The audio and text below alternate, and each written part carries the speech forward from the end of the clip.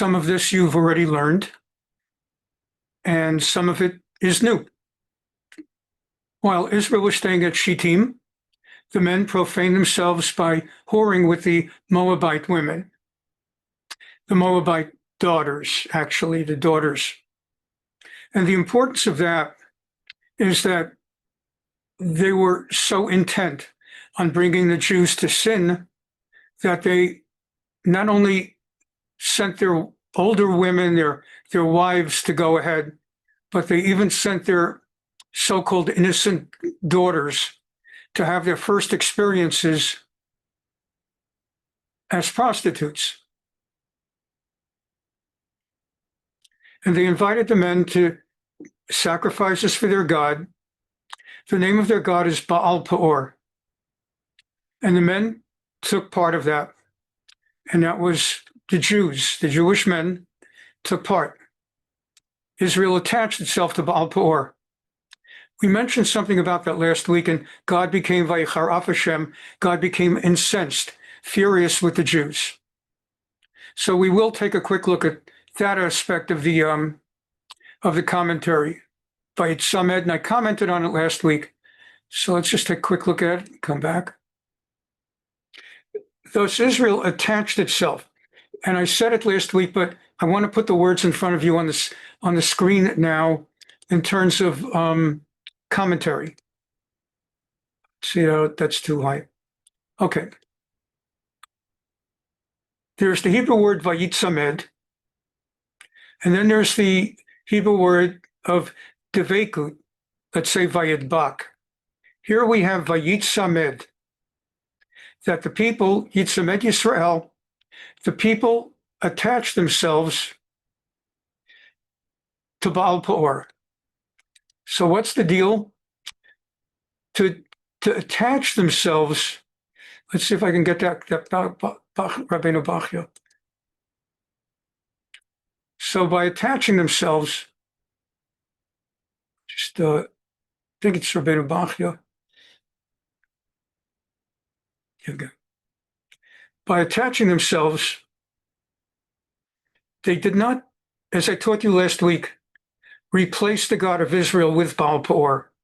They remained religious to the God of Israel, but they took on Baal Peor as an auxiliary secondary God. There's a difference in the meaning between the expression Hatzmadah and Devekut. Although both express a state of togetherness, Hatzmadah is less intimate. It's a looser coupling. If the Torah had written Vayidbak, Yisrael Baal Peor, God forbid, that would have been such a grave sin it could not have been repaired. But here instead you have Vayitzamed, which means that they took on Baal Peor basically for sexual purposes to bring themselves acceptable to the women, these daughters and prostitutes. So that's what they were doing. God said to Moshe, take all the ringleaders, Roshei Ha'am, the heads of the nation, have them publicly impaled or actually hanged in the presence of the sun, Neged HaShemesh, V'yashov Charon af Hashem Yisrael. If you take the leaders who brought their followers, the members of their tribes, to do this grave sin in the presence of the sun, Neged HaShemesh, they will be dead, executed, and God will not bring, let's say, a plague on the entire nation. And the rabbis explain, what's the thing about the sun? What do you mean in the presence of the sun? And yeah, I think I'll do the commentaries at the end. Okay.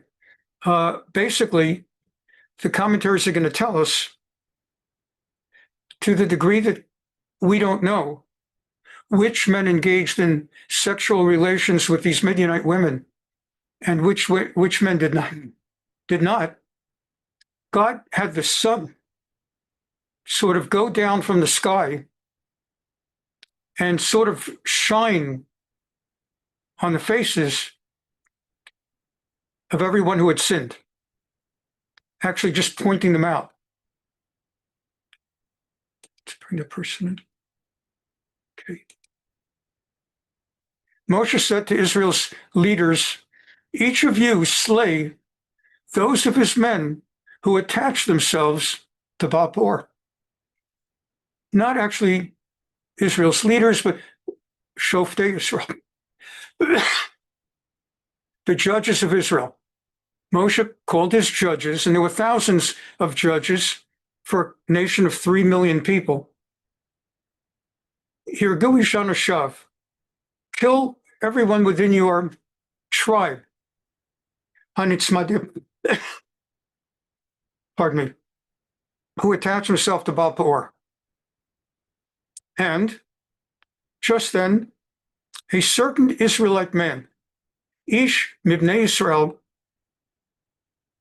Ba vayakrav el Achav and a Midianite le'inei Moshe, an incredibly arrogant, chutzpahdik man among Israel, sort of stood up from among the nation, and he stood out from among the nation, holding the hands of a Midianite lady, as we're going to learn, a lady of some nobility, and he sort of promenades publicly and proudly, holding her by the hand, and he marches right up to Moshe. U'li'nei adat b'nei Israel, and in the presence of, and before the witness of, the entire nation. V'hema bochim petach ohel moed, and Moshe and the nation actually are crying. Why are they crying? Several reasons. First of all, the plague is beginning to break out.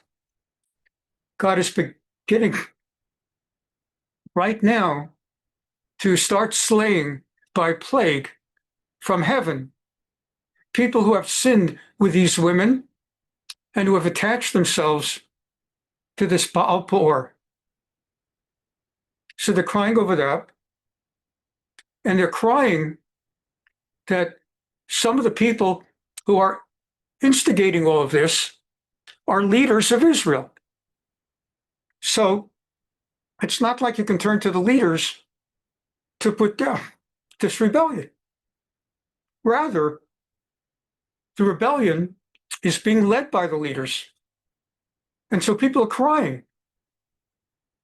I mean, it's not comparable, but you know that pain we feel when we feel that American Jewish leaders, for example, do not lead us, do not provide the leadership that we as a Jewish community feel we need at a certain time. Right now, there's, for example, I don't want to get into the politics all that much, but there's that thing going on with Mamdani in New York, and you actually look to prominent Jews in the Democrat Party to stand up and speak out. So you look to Chuck Schumer, the minority leader, and you look to Gerald Nadler, who's the only remaining Jewish congressman in New York City, and who also is the longest serving Jewish congressman in Congress. So he's referred to as the dean of the Jewish congressmen.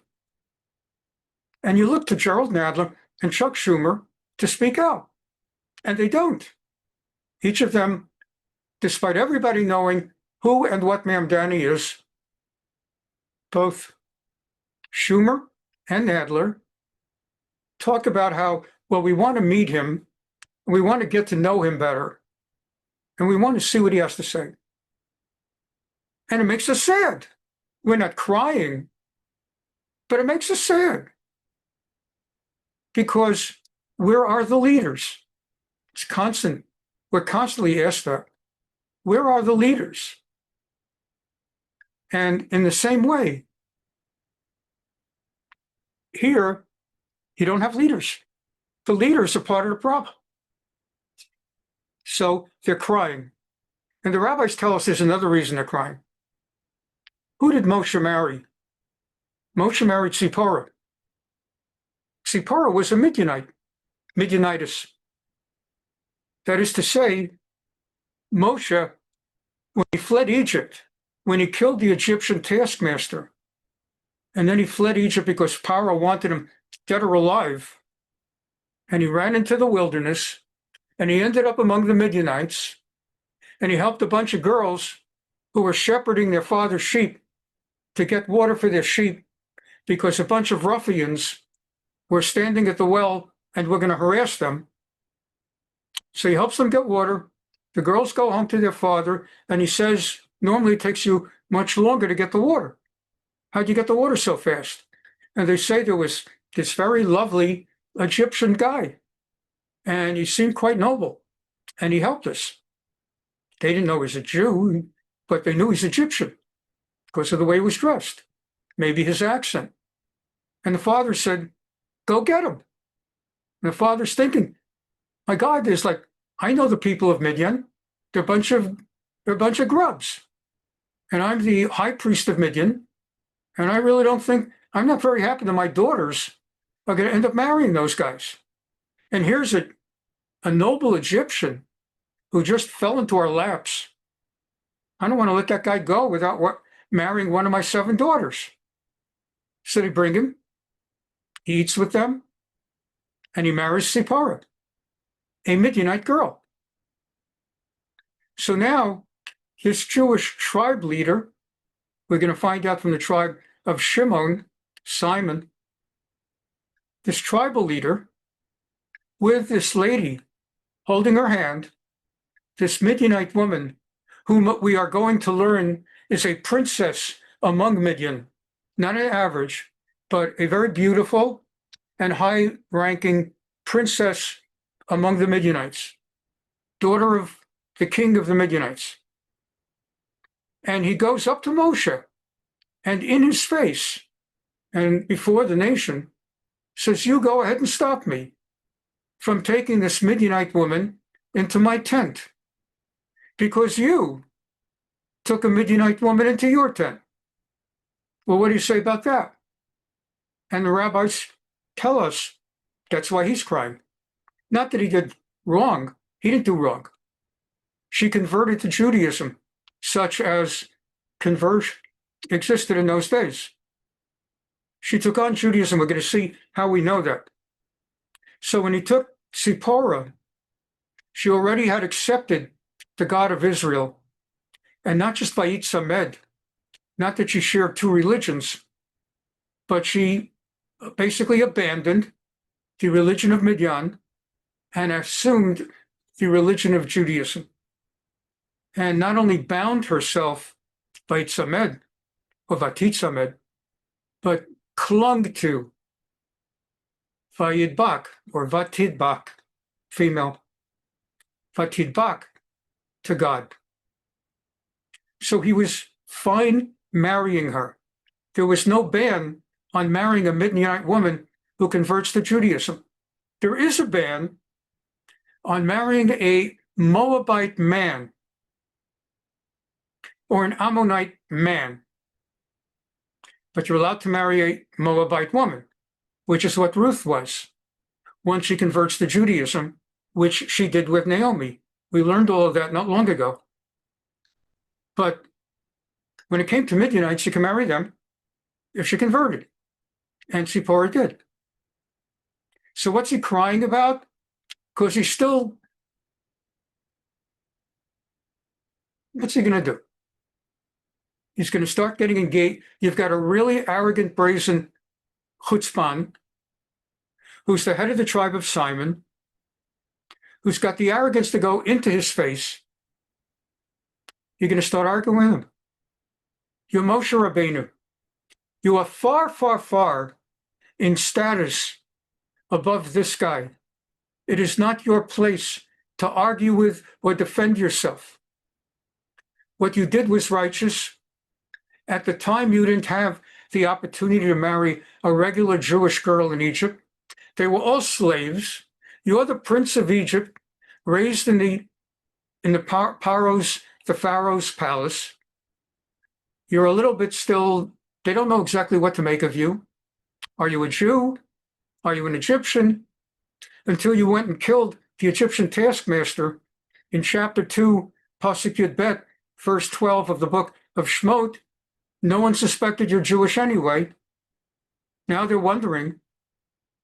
But to go marry a Jew, you don't know them, they're all slaves, and there you're running for your life, and you meet the daughter of the high priest, and she's willing to take on Judaism, and she does, and we'll see how. So he's okay. What's he going to say? Well, it was okay for me to marry a Midianite because she took on Judaism. So then this guy will say, well, after I sleep with this lady, she'll take on Judaism too. Or maybe she will. Well, we're going to go in the tent, just as you did. And I'll try to convince her before I have sex with her to take on Judaism. He can't get into that debate. So he's crying. He's not weeping, but it's a terrible situation. Because it's not just one guy also. It's the head of a tribe. His entire tribe is sinning. And all 24,000 men from that tribe. Shimon, Simon, and other tribes were sinning. But that one was the central instigator. And their leader was the central instigator. And so there's no answer. How are you going to stop it? Again, think of American Jewish life. How are we ever going to turn around American Jewish life so that the majority of American Jews are Orthodox or a substantial minority? I don't think that's ever going to happen. I can't imagine it. Right now, most of the polls claim that Orthodox Jews make up 10 to 15% of American Jews. Is that true? Maybe. They probably undercount us. I don't want to take out all the time tonight how we know that we get undercounted, but we get undercounted. Still, if they claim that there are 10 to 15% of American Jews are Orthodox, even if they really undercount us, maybe with 20%, 30%, there's no question that a majority are godless, or they're kind of religious, but they're affiliated with Reform and Conservative. God knows what they believe, what they do. And how are we ever going to turn that around?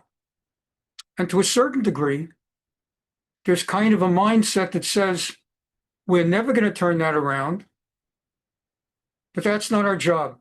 What's our job is to make sure there is a strong Torah community in Israel, and that what has happened to the Jews of America and England and France and everywhere in the exile, that never, excuse me, that never happens in Israel. I've mentioned I've got a little something going on with my lungs, but it's not too bad. And I'll be having a bronchoscopy next week, and I'll take a look at what's going on. But the idea is, in the exile, it's kind of a lost battle. It's only getting worse. And that's what Jewish history is. Anyone who studies Jewish history, not only currently, understands there's no future for Jews in exile. As good as we had it in Babylonia,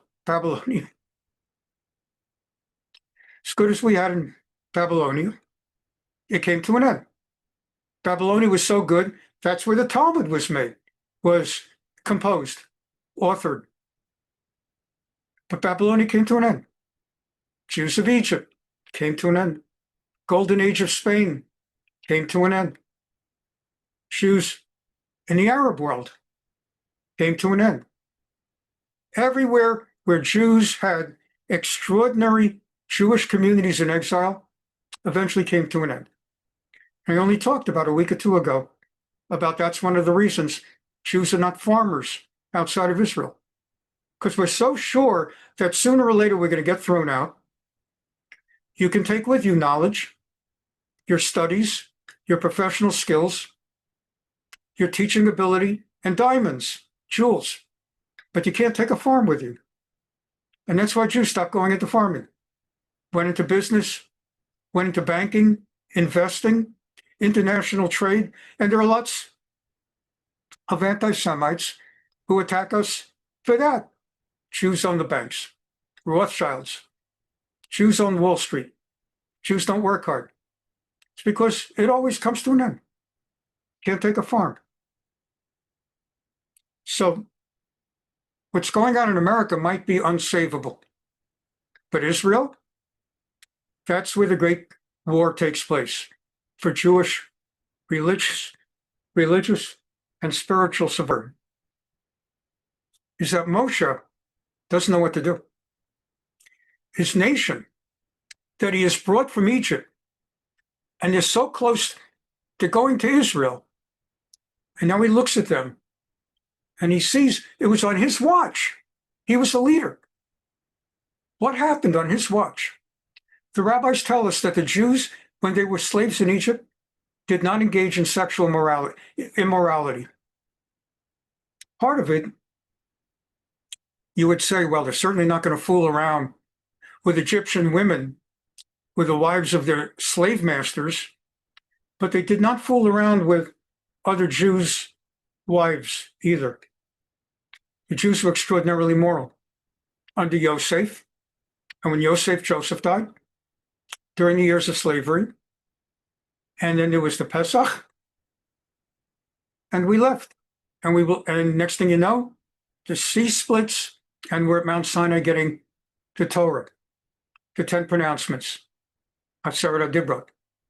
The rabbis tell us we were on an incredibly high spiritual level at Mount Sinai.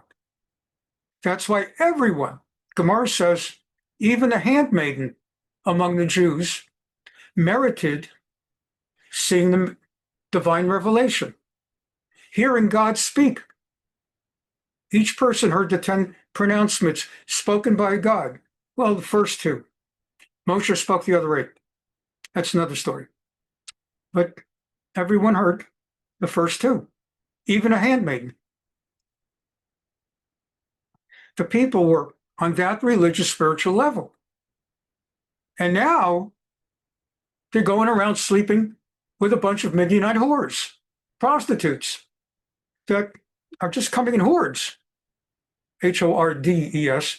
They're being sent in hordes at the suggestion of Bil'am to cause the Jews to sin, to turn God away from them.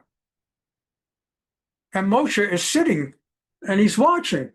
He's looking. Everywhere he's looking. What is going on with my people? I'm Moshe Rabbeinu. I'm Moses the teacher. All these years, I've been teaching them Judaism and Torah. It would be like a rabbi, and then we'll go back to text. Be like a rabbi of shul, and a rabbi starts a yeshiva, and he teaches, and he feels he's influential. His students connect with him. And then on graduation night, 8th grade or 12th grade, they just graduated elementary school or high school. And he gets word from parents the next day that all the kids from the yeshiva to celebrate went to a beach at midnight, took off their clothing, and did stuff. Imagine how that rabbi would feel. I had 4 years with these kids in high school, or 8 years in elementary school. I really thought I accomplished something, and we graduated them, and they're no longer under my tutelage or control, so to speak. They got their diplomas, and their first stop was the beach at midnight to fool around, and more than just fool around. This is why Moshe Rabbeinu now is crying. He has no answer, and he does have an answer, and the nation, because plenty of Jews, the majority of Jews are still solid with God, observing Torah, and are not part of this sin. But 24,000 is a lot of people. So let's see what the text says. Amid this crisis, with them weeping at the entrance to the tent of meeting, Pinchas, the son of Elazar,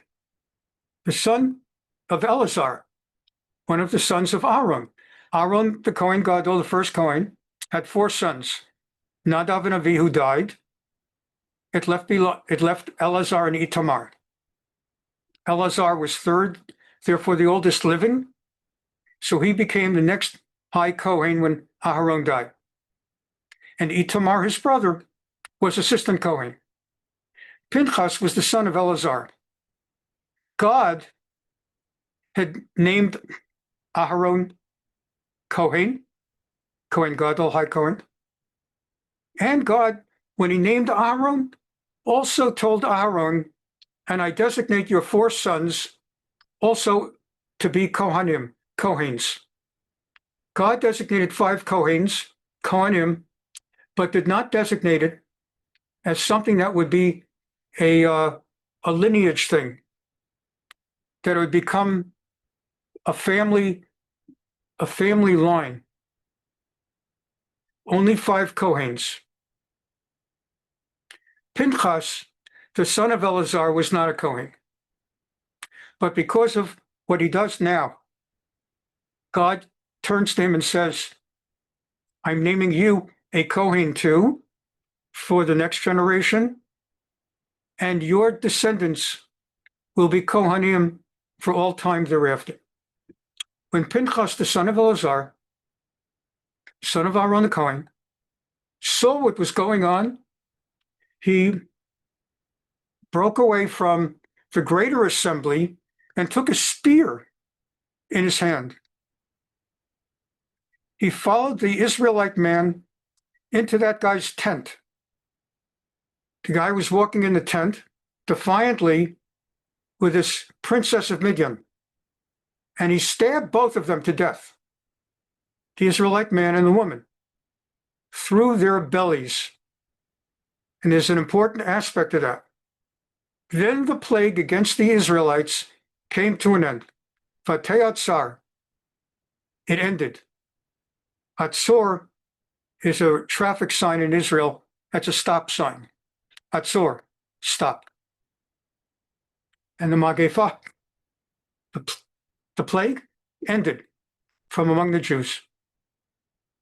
Those who died of the plague, 24,000. So God spoke to Moshe. Pinchas, son of Elazar, son of Aharon the Kohen, has turned back my wrath from the nation, one man, by displaying among them his passion for me. Kinati bekano et kinati. He was jealous on behalf of my jealousness, so that I did not wipe out the entire Israel people in my passion. Beshivat chamati me'al b'nei Israel. I was furious with the entire nation. Those who were sinning and those who were standing around crying when they should have been doing something. He was jealous for my jealousy, and therefore I did not destroy Bnei Israel. Therefore say to him, Hineni noten lo et briti shalom. I make a unique covenant of peace with Pinchas. And that sounds paradoxical, because Pinchas took a spear and he speared the 2 to death in their bellies. God gives him a covenant of peace because he brought peace on the Jewish people. It shall be for him and his descendants after him, his particular line, a pact of priesthood, a covenant of priesthood for all time. All descendants of Pinchas are Kohanim, because he took impassioned action for his God. And that brought kapara, like Yom Kippur, vayichaper al b'nei Israel. And the man who was killed is Zimri, Zimri, the chieftain of the tribe of Shimon, Zimri. So I'm really sorry that the coughing's a little disruptive. But the man who was killed by Pinchas, Zimri. So the Torah names him for everlasting shame and degradation. Nisi Beit Av LaShimoni, the head of the tribe of Shimon, and the woman, B'Shem Ha'isha Hamuka Hamidianit, and the name of the Midianite woman, Cozbi bat Sur. Cozbi, Cozbi. Rosh Umot Beit Av B'Midyanhu. Sur, her father, was the tribal head of the Midianites. So now let's look at some commentary. But there's so much here. The idea was, by getting the Jews to sin, they would turn God away. And Bil'am ultimately would achieve his goal, his undertaking to turn God away from the Jews. And indeed, it did lead to 24,000 being killed in a plague. So that's no small potatoes. But his greater goal was stopped because of Pinchas. There's a parsha, a Torah portion, named for Pinchas because of that. He's the progenitor of the Kohanim of today, and he's one of the great heroes in Jewish history. And we're going to learn it in the commentary, but I'm going to point it out here first. You have learned from me many times that in order to do capital punishment, you need two witnesses. They have to be kosher. That means they have to be men over age 13 who keep Shabbat. That's the same kind of witnesses we need at a wedding, for the ketubah, for the chuppah, for the ring, for the bedekin, for the yichud room. Witnesses have to be men over 13 who observe Shabbat, observe the mitzvot publicly. So we've learned, in order to do capital punishment, two kosher witnesses have to see a guy about to do a capital offense. Not that they come and saw it already, or they saw it like as O.J. Simpson is stabbing her, that they see it, and then as he's running away, they call out. Too late. They have to see a person about to do a capital offense, and they have to call out to him and warn him. Azhara. Warn him. And they have to warn him, what you are about to do is a capital offense. Actually, I have to say that in Hebrew, I guess. I guess in English, any language. What you are about to, we see what you're doing. You've got a knife, or you're holding the thing around, I don't know, Nicole's neck, or Ron Goldman, whoever. We see what you're about to do, what you are doing. That is a capital offense. The two of us see it. You also have to say, and it is punishable by death. And you have to say which death. This is why nobody gets executed in Judaism. It sounds tough when you look at the text, the surface text of the Torah. When you actually look at its application and implementation, no one ever gets a death penalty. You have to tell them which death penalty they're liable for. There's four kinds of death penalties: skila, sreifa, hereg, and chenek, like stoning, hanging. So you have to know, like if somebody stabs someone to death, which of those four do they get? Because the Torah is specific about which kind of death penalty for that, and which kind of death penalty for breaking Shabbat in public at a time of the Beit HaMikdash. Now there's no Beit HaMikdash. A lot of the death penalties don't apply. They only apply during an era when there's a Beit HaMikdash. But at that era, you got to warn them. We see you. That's death penalty. Specifically, it's this death penalty. And then he has to say, I know, but I'm doing it anyway. It's not enough to say, I hear you. It's not, literally, this is the Gemara. It's not enough to say, I hear you. It's not enough to say, I know it's death penalty. He has to say, I know it's hanging, and I'm going to do it anyway. I know it's stoning, and I'm going to do it anyway. Then if he does it, then they testify, yada, yada, yada. Well, if that's the case, the Gemara says, how could Pinchas kill the two of them? Zimri, the guy, and Cozbi, the lady. Nobody yelled a warning to Pinchas. Pinchas did not yell a warning. Zimri, I know what you're about to do in that tent. And if you do it, he didn't warn him. It's a fascinating Gemara. We're going to cover it. God willing, we'll make the time. So the Gemara says, if he had gone in and they had just had sex, and now they're getting up and getting dressed, and he stabbed each of them, Pinchas would have gotten the death penalty, and not them. If they were killed, they're killed. But he would have gotten the death penalty for murder. If he had tried to stab them before, likewise, he would have gotten a death penalty. Because there was no formal warning.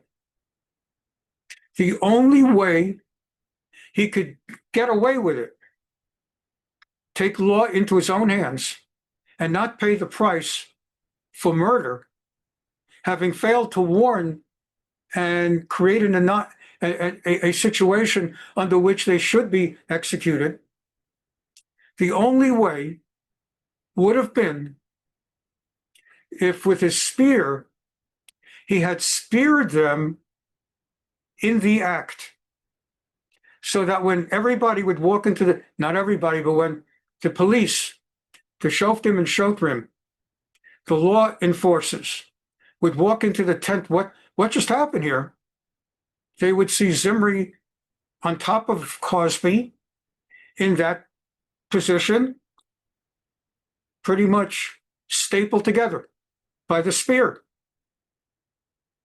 And that's why it specifies that with one swoop, he killed them both in the belly. That's what the Torah is saying in a modest way, without being more specific the way I am being. Torah speaks much more modestly.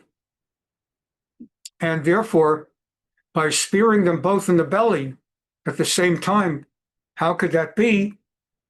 That's how that be. And so that's what happened. So from this whole Bil'am episode,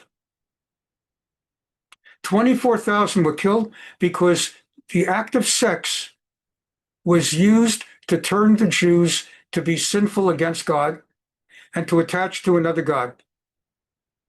And the one who advised and counseled this ultimately died, was killed in a war that followed. God commands Moshe, Moav-Midian, I command you to take the armies of Israel and make war against the Midianites because of what they've just done. And in that battle, all the kings of Midian are killed. And on top of that, Bil'am is killed.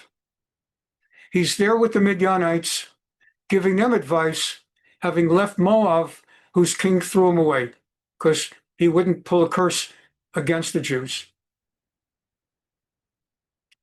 So we see how sex can be used with Yael against Sisera, luring him into a death trap, or against the Jews, luring them into spiritual suicide. Let's look at some commentaries.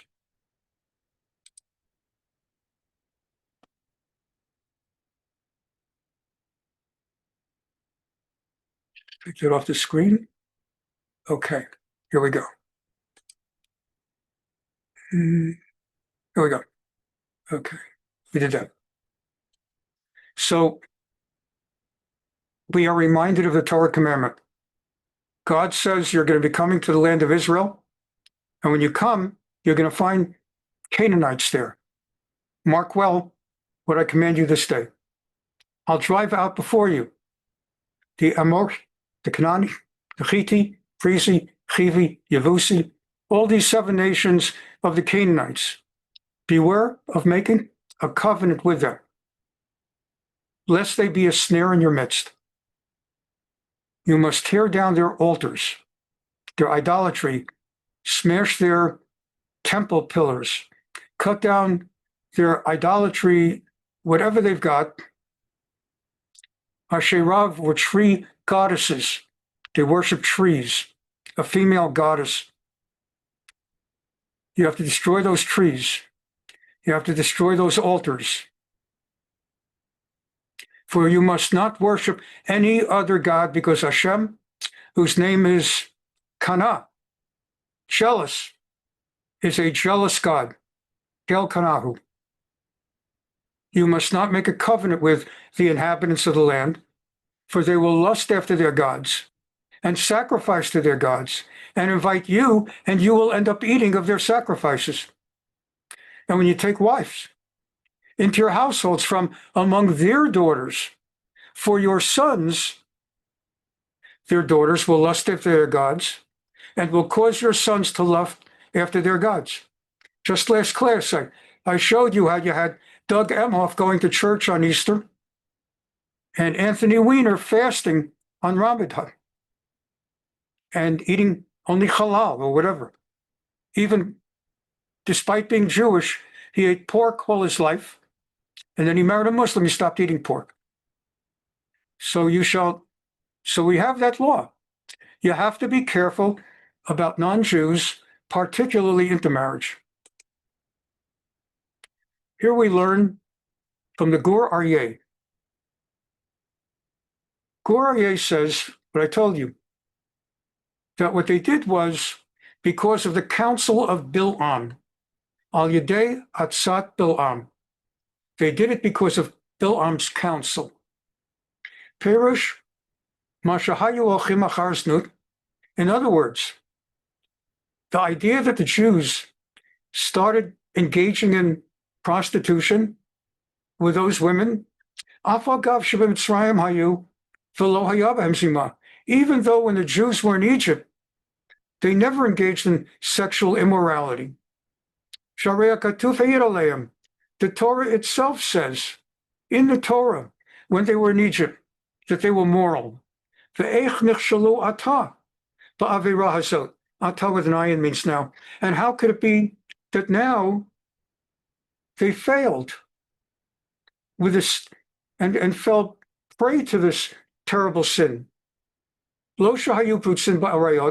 Truth is, it was not in the Jewish character to go lusting after forbidden women. We see that from centuries in Egypt and from a great deal, and I've talked about it 2-3 weeks ago in much greater detail. It is not part of the Jewish character. To this day, when you hear about a rape, it's so rare that it would be a Jew. Also murder, by the way. Happens. If you have 5 million Jews in America, there'll be an outlier. And there are 1 or 2 types of forbidden actions that some Jews do get involved with. Let's say financial. And that's a whole story. We're all going through this extraordinary shame right now where every day we turn on the news and we hear the name Epstein. Of course he's an outlier. Epstein and Weinstein, of course they're outliers. And they bring shame to us. How much worse it would be if it were something that Jews were associated with. But because Jews are associated with morality, therefore we're surviving this, but it's not good. So anyway, Lo shayu putsin baraya. Jews do not incline for sexual immorality. El b'nei shahayas abatzat Balaam. Problem is somebody was prompting it, inciting it. And that's what happens when somebody incites and sets someone up for failure. So someone wouldn't be thinking of doing that. And he walks into his hotel room while he's away on a convention, opens up the door, and he finds a naked, beautiful prostitute waiting for him. And she tells him that the host of the convention sent her to be in the room, wait for him. So it's very, very, it's sort of a man who would never do such a thing. And he's put in a position where it's still not allowed. It's still not justified. His wife is not going to accept it. But he's been set up. He's been incited to do that. People set people up that way. And people fail. They fail that test. So Bil'am set people up. And that's how the Ram explains it. V'linera diak, dahavi lemechtav el neshei Moav. Lama katuv benot Moav. And the Gur Aryeh says, I think it's also something that comes out of the wording that this was the daughters of Moav instead of the women of Moav. We assume that the women of Moav would be sexually immoral. We've learned this many, many times, how Jewish law looks upon non-Jewish women and why that impacts, for example, if a Jewish man has a baby with a non-Jewish woman, we say that the baby's child, the mother is the woman, of course, but we say we don't know who the father is. Even if that non-Jewish woman was exclusive with that Jewish man, we don't believe it. For legal, ritual, lineage purposes, we don't believe it. So it should say that the prostitutes were the women of Moav. Why the Benot? Why the daughters? Because these daughters, many of them, because they were very young, never before had engaged in sex. And they were sent to show you how immoral these people were. They sent their daughters to be the first time to do that. So it was a setup. Now, at the same time, Rashi tells us in a different Torah portion, Bamidbar Chavav, it's the next chapter after the plague. So there's a recounting of the number of Jews now that the plague took place and 24,000 died. And Rashi comments on something very interesting. It tells us after the plague, who was left? Reuven. Now, the tribes, 12 tribes, 13 if you count the two sons of Yosef, Menashe and Ephraim as two separate ones. So among the 12 tribes, it goes in order, starting with Reuven. Reuven was the first, and the children of Reuven were Chanoch of the family HaChanochi, Chanoch of the Chanochites, Falu Mishpachat HaPalui, Falu of the household of the Paluites. Just do a few of these. Chetzron Mishpachat HaChetzroni, Chetzron of the family of Chetzronites. Carmi of the family of Carmites. One more. So these are the Reubenites. And so on and so forth. Okay. So this goes on for the whole chapter. So Rashi says, what is that? What's going on? Chanoch, the sons of the Chanochites, and Palu from the family of the Paluites. Rashi says, God, when he dictated the Torah to Moshe Rabbeinu, and dictated to Moshe every letter in the Torah to be written, God wanted each name, each family to have a letter Hey and a letter Yud. added to the name. Tell us the actual name, Chanoch, and add a Hey and a Yud. That's the name of God. Yud Hey. Yud Hey is one of the names of God. Add Hey and Yud. Palu, add the Hey and the Yud. And just keep doing it. Let's get out of that one. So that's a, okay. Numuel, Mishpachat Ha-Nueli. And so on and so forth. Zerach Ha-Zarchi. Shaul Ha-Shauli. Etc., etc., etc.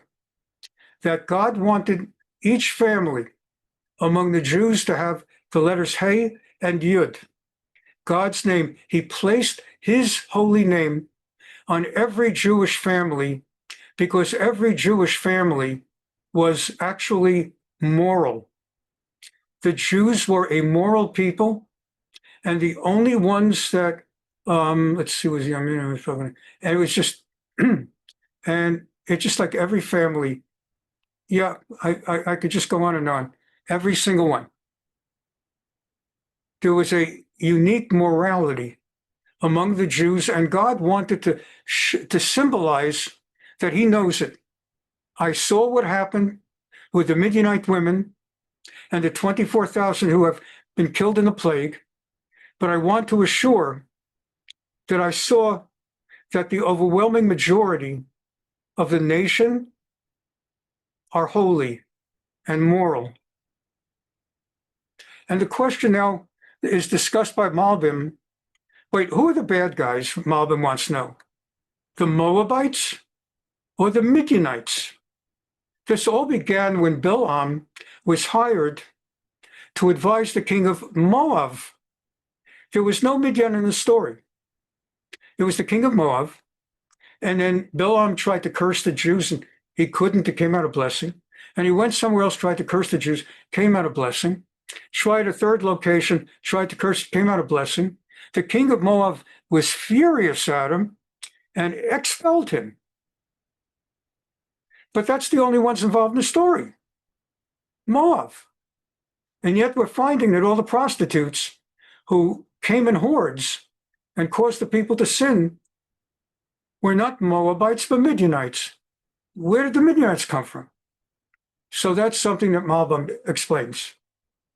Zahaya b'sibat benot Midian, lo benot Moav. It's because the plague and the prostitutes were actually from outside the story, the daughters of Midian and not the daughters of the original Moabites. Shahayut Snuot, Moav women actually were somewhat moral. Thus Ruth, a Moabite woman, becomes such a holy Jew. Although the other one, Orpah, we learned when we learned the book of Ruth that when Orpah broke away from Naomi, Orpah indeed ended up with 100 different men. So there were moral and immoral Moabite women, but there were many moral women. Tsinuot, modest. Moavi, velo Moavit. The Moabite men were not moral, but the Moabite women were moral. And therefore, it was not they who sent the prostitutes. Rak zot asu benot Midian. That was the daughters of Midian. So how did that come? First of all, the Jews thought they were Moabites. Ki Yisrael chishvum livnot Moav. They thought that they were Moabite women, women of a higher status. They did not realize these were women of a lower status, Midianites. Achar kach shenish Midian lo et Moav. Then they came to realize. Only in the end, when a plague hit the Midianites, did the Jews realize. You'll say, Midianite, Moabite, is there really a difference? Come on. So the thing is, I learned in World War II. I was learning stuff. I learned in World War II, I'm an American Caucasian, white privilege, with an anti-Semitic tweak. So I'm a white Jew. So what do I know from Asians? Japanese, Chinese, Koreans, Vietnamese. Honestly, and I don't say it in a bad way, they're all the same to me. I mean, really, to most of us Caucasians, Japanese, Chinese, Korean, Vietnamese, they're all the same. Actually, they're very good. They're hardworking. It's actually a little bit of a compliment. They're hardworking. They score higher grades now on the college admission tests than the Jews. They win all the Westinghouse Science Awards now, not the Jews. We don't have tiger moms. No, the Jews have assimilated. We're the same bums that everybody else is with white privilege. But I read that the Japanese really looked down on the Koreans. Really. During World War II, Japan, they were allied with Germany and Italy, and they would just grab Korean women to be prostitutes against their will, not even like Midianites who came willingly. They would conscript and enforce Korean women to be available to their Japanese male soldiers. So that it was part of a motivation. Japanese male soldiers, they're away from their wives, they're away from their families, so they were given Korean women. And Korean women were treated like dirt. And if you Google it later after class, the relationship between Japanese and Koreans, to this day, there are major, major issues, hard feelings, because of the way the Japanese look down on the Koreans. And the Chinese look down on both of them. Between the tiger moms and they're now a world power who are much stronger than Japan. God knows how they are vis-a-vis us. They seem to be stronger than Russia now. They look down on Japan. Japan looks down on Korea. And they're all a bunch of Asians, which is nice. Nothing against them. We respect them. So it's different. So it turns out the Moabites disrespected the Midianites. And the Jews also. It was like, you know what it's like? I got to work this very carefully because I'm going to post it and I don't want it to be misunderstood. So let me say it carefully. There are people, let's do it this way. There are people who would be more proud if they're going to forget about Jews. There are American Caucasians who would be more comfortable and proud if they brought home to their mother and father a girl they want to marry, and her heritage is she's from Barcelona or Madrid. She's Spanish, from European Spain. They would be prouder, and the parents would be more accepting than if she were from Mexico or from Guatemala. Both cases, they're Hispanic, Spanish. That's their mother tongue. And those from Spain look down on those in South America. So that's what you have going on here with the Midianites and the Moabites. So we're being told that the Jews subsequently are disappointed that the plague is killing 24,000, and it was only to have sex with Midianites. We at least thought we were with Moabites. And how do we know? How did they know which 24,000? Midrashic statement, the Son made known who were the sinners. For the cloud rolled itself up from in front of him, the sinner, so the sun shone upon him, and you could see his face.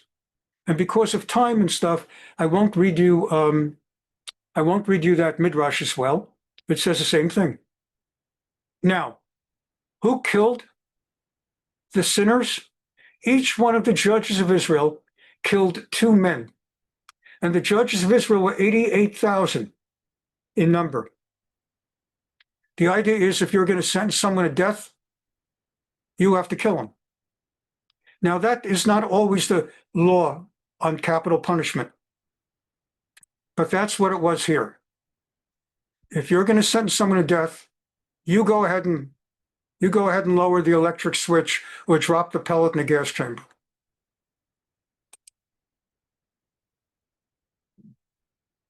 Now, Ha'amek Davar, Rabbi teaches that the plague came about not because of the prostitution. Lo alas nuchel goya. Yes, it was a big sin to sleep with a non-Jewish woman. First of all, it's a sin to have physical, intimate intercourse outside of marriage. I don't want to be crass, so I'll just leave it for you to understand what I mean. Not allowed to do that, even with someone Jewish. Of course not with someone else's wife. That's adultery. That's 10 pronouncements, that death penalty. But it's a sin. But to be with a non-Jewish woman, that's actually worse in certain ways. I don't want to start comparing which is worse under which circumstances, but it's serious stuff.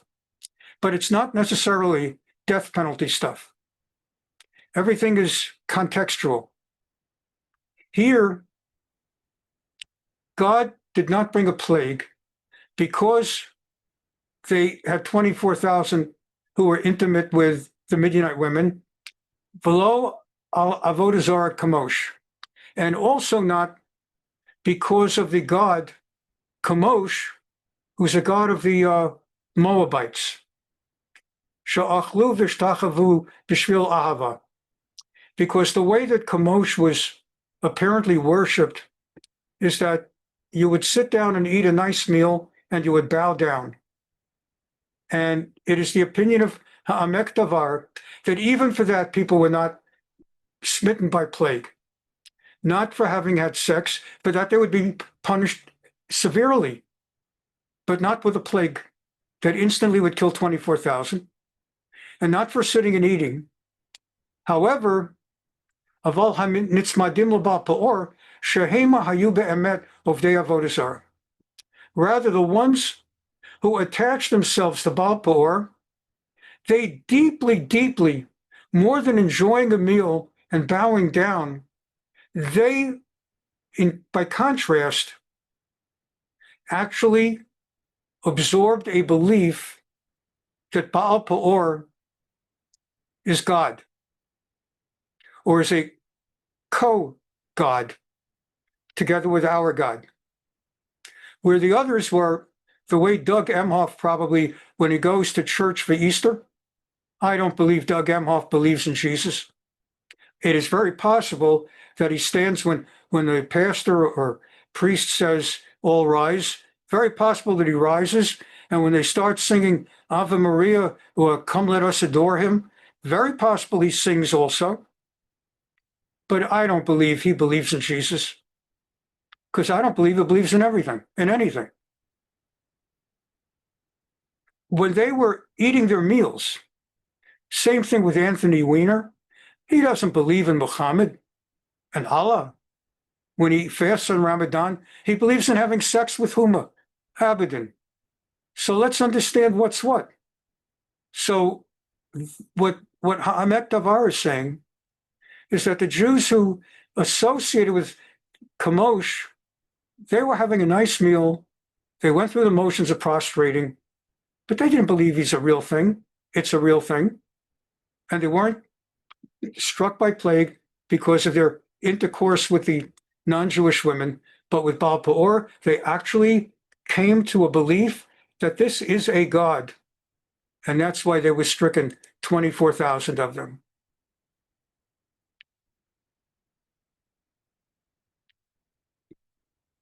The Gemara, in Masechet Sanhedrin, 82a, Daf Pei Bet Amud Aleph.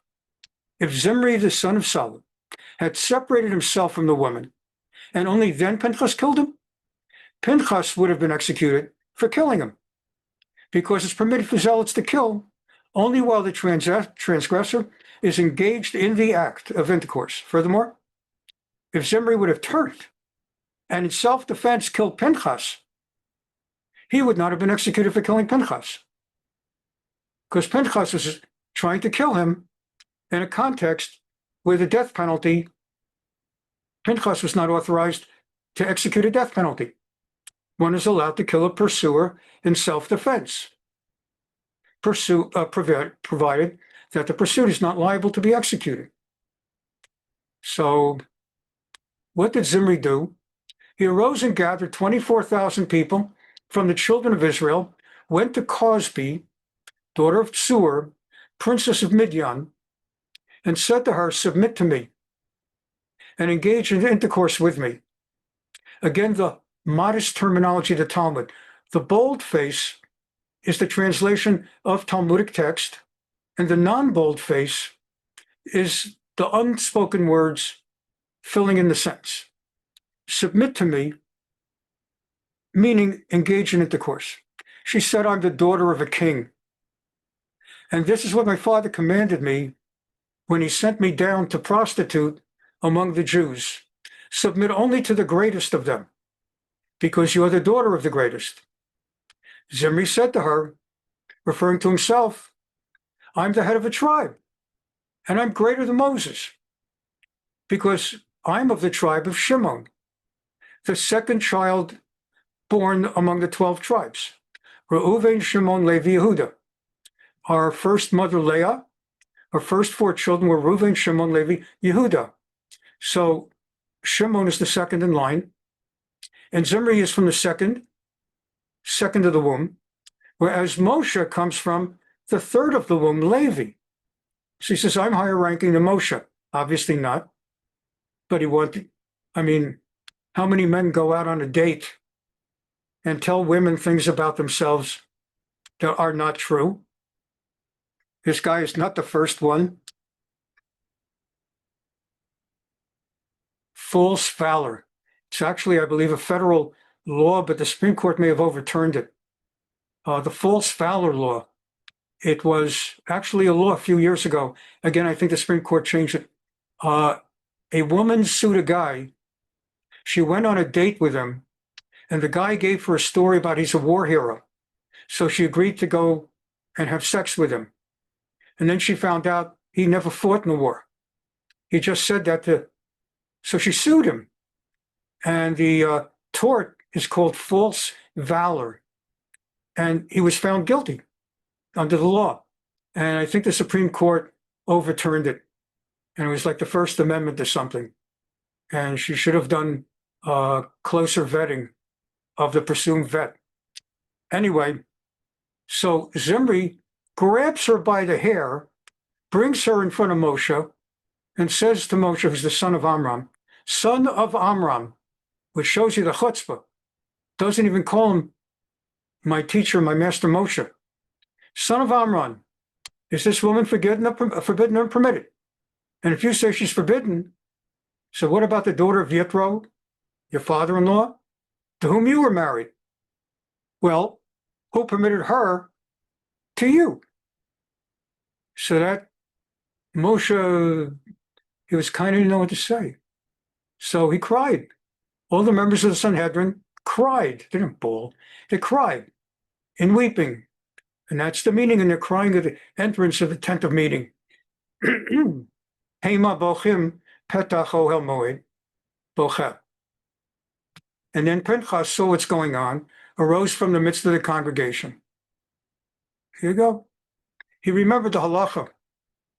And he said, didn't you once teach us that zealots, kanayim pogimbo, that someone with blood that boils, a zealot may kill such a person who is sleeping with a non-Jewish woman as long as he kills them both in the act.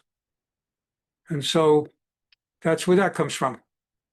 This is the midrash I told you about. We'll skip that as we start closing up.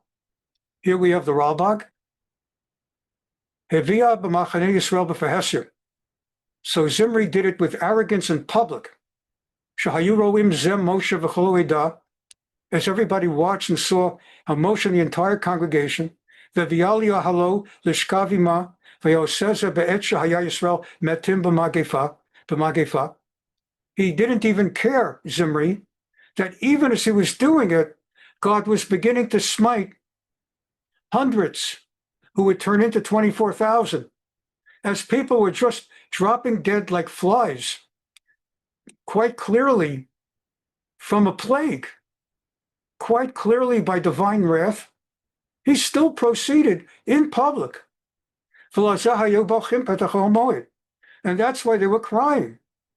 That people are dying, and this guy is saying, well, you took a Midianite woman, so I'm going to take one.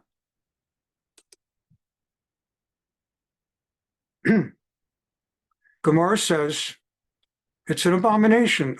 Well, first of all, Gemara says homosexual intercourse is an abomination. You should not lie with a man as with a woman. And then it continues, Judah has profaned the sacred of the Lord, reference to a prostitute. There shall be no harlot, prostitute, among the daughters of Israel. And the quotes in the Gemara, Sanhedrin pay bet, the sin of engaging in intercourse with a Gentile woman. If he is a Torah scholar and engages in sex with a Gentile woman, he will have neither one among his descendants who calls, initiates discourse among the sages, nor who answers among the students. He will not have a Torah scholar. He will lack that in his life. Now, of course, there will be parents who also don't have Torah scholars among their children. So you never know, like you don't know why someone gets cancer, even though they're righteous, and someone else who's evil and sinful doesn't get cancer. You don't know. But it's a Gemara that someone who is a, let's say like a giant Torah scholar, a great rabbi of a yeshiva, of a kollel, who would have intercourse with a non-Jewish woman, would be punished in part that none of his children will ever learn Torah or be able to discuss Torah. Anyone who engages in intercourse with a Gentile woman, as though he married the object of idol worship, and so on and so forth. Got 4 more to go. So let's remember, just really quickly, we're referring to Sipporah as a Midianite. Just want to bring you back to when Pharaoh learned, back in Egypt, how Moshe had killed a taskmaster who was beating the daylights out of a Jewish slave, and some say actually killed him. So Moshe killed the taskmaster. So Paro sought to kill Moshe. Moshe fled from Paro into the wilderness of Midian. Vayesha be'eretz Midian. And he went to the well, and the priest of Midian had 7 daughters. They came to draw water, fill the troughs to water their father's flock. The shepherds tried to stop them. Moshe defended them. They came home to their father. How did you come so fast? An Egyptian rescued us. He said, where is he? Why did you leave him back? Bring him. He came and ate, and he gave Moses his daughter Tzipporah. So that's how we know Tzipporah was a Midianite. Again, at the time, he married Be'eretz Nachriah. He married in a land of Goyim, but she took on Judaism. Part of how do we know? What did they name their child? Gershom, Ger Hayiti. She were a ger, a convert to Judaism. Later on, in the book of Bamidbar, chapter 12, Perek Bet, we have the horrible story where Miriam speaks unfavorably to Aharon, her brother, something to do with Moshe's wife. And the rabbis are not 100% sure what it is. It says in the Torah that Miriam spoke to Aaron, kind of a lashon hara way about Moshe, a gossip, regarding Ha'isha Kushit Asher Lakach, regarding the Cushite woman he married. So the rabbis discuss it in great detail.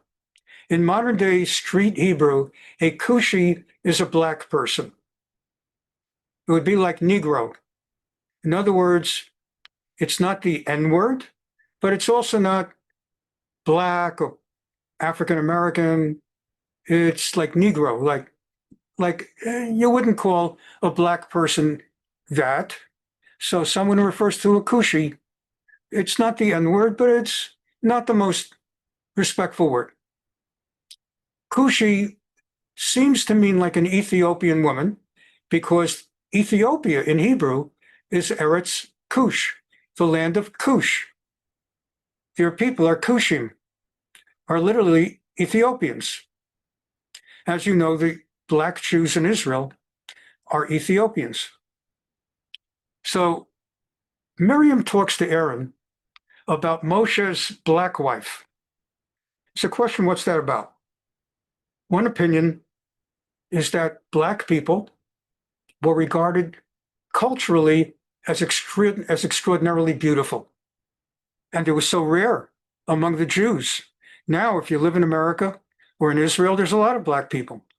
But among the Jewish nation that came out of Egypt, black people were very few. They might have been olive-skinned, but not black.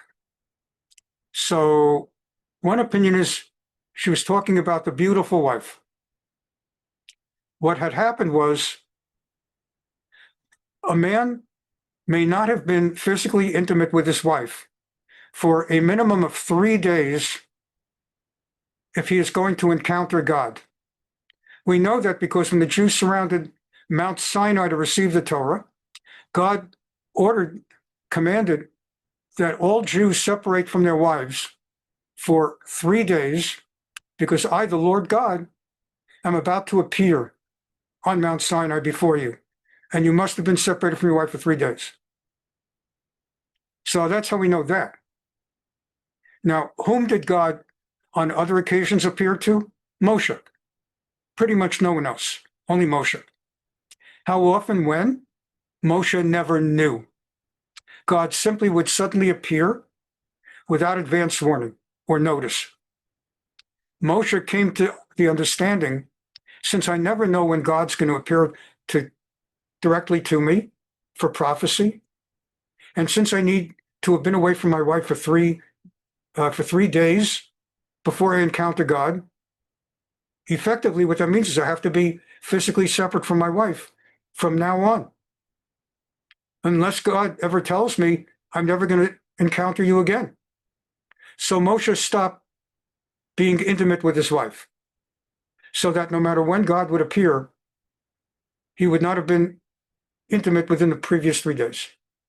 And the understanding is that Miriam was talking to Aharon that Moshe is married to like the most beautiful woman imaginable, and he's never intimate with her. And how did she know? Because Rashi says they had a conversation once. Miriam once saw Zipporah and made some small talk, and Zipporah apparently let down her guard and said something like she never sees her husband, or she's talking to her sister-in-law privately, she's never really intimate with her husband. And that's what Miriam was telling Aaron. But I'm bringing it to you now for the idea that Zipporah was a Midianite woman, as is explained by the Bechor Shor. Since we don't find another place that Moshe took a Cushite woman, must be that they're talking about Zipporah. He definitely married a Cushite woman. They did not speak about Zipporah not being from Israel. They're not saying he married a Goy, because that had been out of his control. He had to marry a non-Jew who would convert to Judaism because he was exiled from the Jewish people. And for all he knew, he was going to spend the rest of his life in Midian. So he had no choice. His only choice was he had to marry someone who converted. So he'd been fugitive, could not go to Egypt among the children of Israel. So how do we know that she became Jewish? Well, he is now living with his father-in-law, Yitro, the high priest of Midian, and his wife, Tzipporah, and they have a son, Gershom, and they have another son, Eliezer. Now they have a nice little family, and he goes out one day herding the flock of sheep of his father-in-law, and he passes a mountain, and he sees a burning bush, but the bush is not consumed. So he walks closer to the burning bush, and then God hears a voice say, "Take off your shoes, you're on holy ground." And God reveals himself to him. "I'm the Lord your God. You're going to go back to Egypt, and you're going to tell the Pharaoh to let my people go." And so he goes on his journey to Egypt. And as he goes on his journey to Egypt, God comes to him along the way and inexplicably comes to kill Moshe before he's going to reach Egypt, to free the Jewish people, which he has been commanded to do. At a night encampment on the way, Hashem encountered Moshe and sought to kill him. Vayevakesh hamito. Why? Because he had still not circumcised his sons. Here he's going to go save the Jews. His own sons have not been circumcised, which itself is a matter of capital punishment. If one goes one's entire life without circumcising, there's all stuff. It falls on the father to have the son circumcised. And if, God forbid, the father does not have the son circumcised, then the son needs to undertake to have it done himself. Hire a mohel and get it done by himself. Not that he should do it, get a mohel to do it, but he's got to do it because his father failed to do it. Well, Tzipporah immediately saw what was happening, took a flint and cut off her son's foreskin, Vatichrot et orlat bna, and touched his legs with it, saying, "You're truly a bridegroom of blood to me." And when God let him alone, she added, "a bridegroom of blood," because of the circumcision. So we see she knew. She knew what there was to know. So we conclude tonight, quick peek 6 chapters ahead, Numbers 31. We've been learning Numbers 25, Bamidbar Chafei, Lamed Aleph. God has one last task for Moshe Rabbeinu. You know, Bamidbar is the 4th book of the Bible. So it seems like, well, there's still a lot of years to go. Of course, there's a whole 5th book, Devarim, Deuteronomy, coming up. But actually, it's kind of like a little surprising. Actually, when the book of Bamidbar, Numbers, ends, that's the end of the narrative, really. The story is over, and the Jews now are at the bank of the Jordan River, on the east bank, ready to cross over. All that remains to be done in terms of the narrative is for Moshe to go up Mount Nebo and die there, and then Joshua leads everyone over. The whole book of Devarim, Deuteronomy, simply is a retelling of the story of the Jews from the time they got out of Egypt in the book of Shemot through Vayikra through Bamidbar. Moshe retells it one last time, as a good teacher does at the end of the school year, has a review class where he goes over, or she goes over, all the pertinent things learned during the term so they know what to focus on when they study for the final exam.